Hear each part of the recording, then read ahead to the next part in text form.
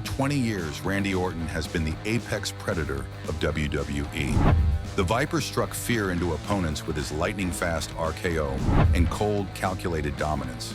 But behind the ruthless persona lies a tragic downfall that left fans wondering if their hero could ever truly get back up again. Randy Orton built his legacy on being unstoppable. 14 world championships, thousands of matches, a Hall of Fame career that seemed bulletproof.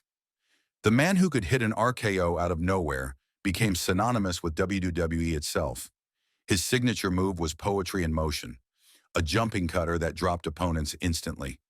Fans cheered every time he coiled up like a snake, ready to strike. But that same move would become his downfall. The RKO requires Orton to leap high into the air and crash down on his back, over and over again, thousands of times across 2 decades. Each impact sent shockwaves through his spine. What made him famous was slowly destroying his body. Orton himself admitted the harsh truth. "I kind of wish I could go back in time and create a finishing move that didn't entail me jumping up as high as I can and landing on my back. After doing that a couple of thousand times over the last few decades, I'm starting to feel it." The damage wasn't sudden. It crept up slowly, match by match, year by year. Early in his career, Orton suffered a shoulder injury in September 2002 that sidelined him for months.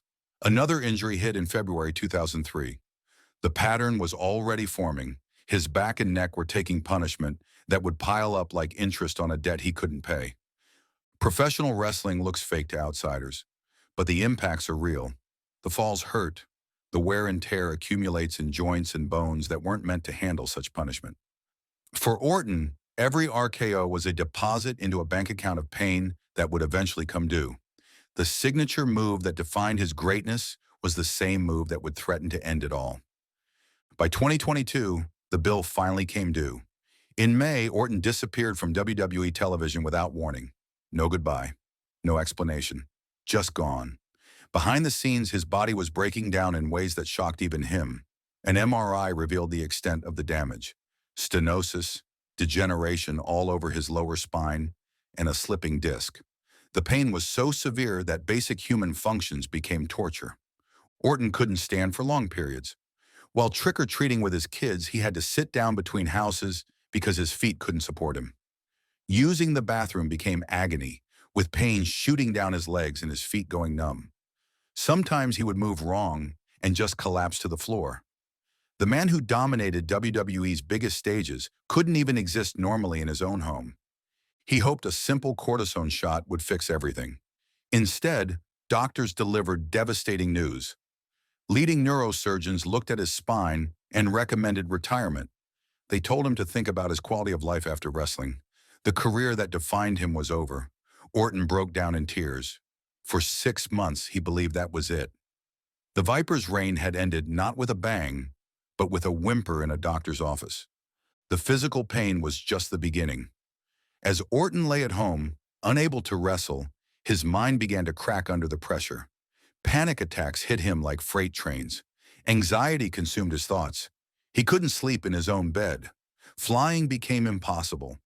He would pace his yard at night, taking deep breaths, trying to calm the storm in his head. The worst part wasn't the pain. It was losing his identity. "Here's my identity. This is who I am. This is the one thing I know that I'm good at and I get respect for, and I can't do it anymore," he revealed. Wrestling wasn't just his job. It was his entire sense of self. Without it, he didn't know who Randy Orton was supposed to be. He hid his struggles from his children. Only his wife, Kim, and a therapist knew the full extent of his mental breakdown. The man who played an emotionless predator on television was drowning in fear and uncertainty at home. He was prescribed anti-anxiety medication that he would need for years. The physical injury had triggered a mental health crisis that threatened to consume him entirely. As his mind struggled, his body transformed in disturbing ways. Unable to train or stay active, Orton gained 80 pounds. He ballooned to over 300 pounds, indulging in what he called his sugar tooth from hell. Nutella, chocolate, caramel popcorn, anything to fill the void left by his lost career. Like, oh, this guy gets a spinal fusion and he gains 80 pounds. Smart, he joked later, but the pain behind the humor was obvious. The weight gain wasn't just about food, it was about coping with stress and uncertainty. Elite athletes are used to strict discipline and control. When that structure disappears, some turn to whatever comfort they can find. For Orton, that comfort came in the form of junk food that helped him forget, even temporarily, about the career that was slipping away. But Orton refused to accept defeat. He searched for alternatives, determined to find a way back to the ring. Eventually, he connected with Dr. Adam Cantor in Newport Beach, California. Dr. Cantor offered hope through a specialized spinal fusion procedure.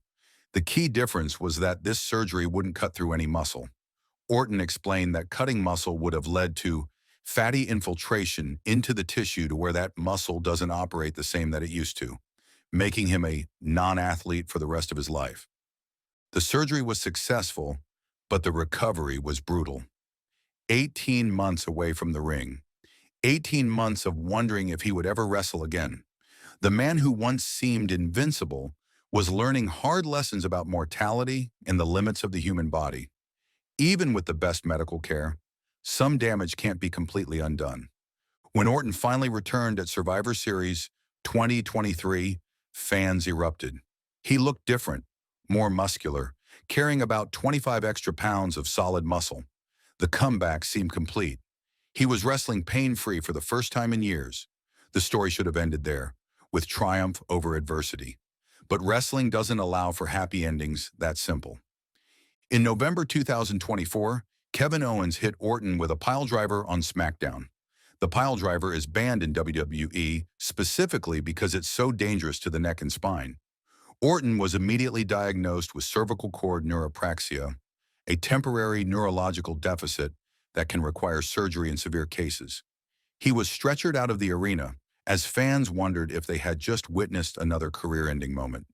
The injury highlighted Orton's ongoing vulnerability. His existing neck and back problems made him susceptible to damage that might not affect other wrestlers.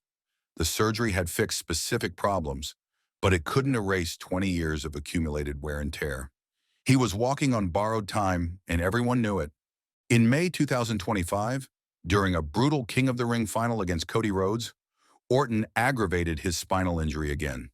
He landed badly after a superplex early in the match and was clearly in pain for the rest of the contest. He was seen talking to referees and avoiding high-impact moves. Backstage reports confirmed he was in considerable pain and might need time off. The cycle was repeating itself. These incidents reveal the cruel reality of Orton's situation. The surgery that saved his career also created a false sense of security. He could wrestle again, but he would never be truly safe. Every match carried the risk of re-injury. Every impact could be the one that finally ends everything for good. The line between entertainment and real injury became impossibly thin. Wrestling fans struggled to separate what's real from what's scripted. When Orton got hurt, some initially thought it was part of the show. When he showed real pain, others assumed it was just good acting. This confusion makes it harder for wrestlers to get the sympathy and support they need when genuinely injured. The nature of the business works against the performers who risk everything to entertain. Randy Orton's story isn't over, but it's no longer the simple tale of a dominant champion. It's the story of a man fighting against time, against his own body, against the accumulated damage of a career spent entertaining millions. He has shown incredible resilience in coming back from career-threatening injuries and mental health struggles. His openness about panic attacks and anxiety has helped other athletes feel less alone in their struggles. But the question remains, how long can this continue? Each return brings new risks. Each match could be his last. The surgery bought him time, not invincibility. The weight of 2 decades in the ring can't be completely lifted by even the most advanced medical procedures. Randy Orton may always find a way to rise again, but each time he does, it's with more pain, more damage, and less certainty about tomorrow. The Viper's legacy will be defined not just by his championships, but by his refusal to stay down. Yet as fans, we have to wonder if his greatest victory might be knowing when to finally rest. The man who built his career on the phrase, "I can go all night," may eventually have to admit that even Vipers need to know when the hunt is over.